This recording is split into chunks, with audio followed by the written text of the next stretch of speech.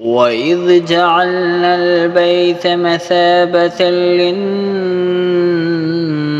وأمنا واتخذوا من مقام إبراهيم مصلى وعهدنا إلى إبراهيم وإسماعيل أن طهر بيتي للطائفين والعاكفين والركع السجود।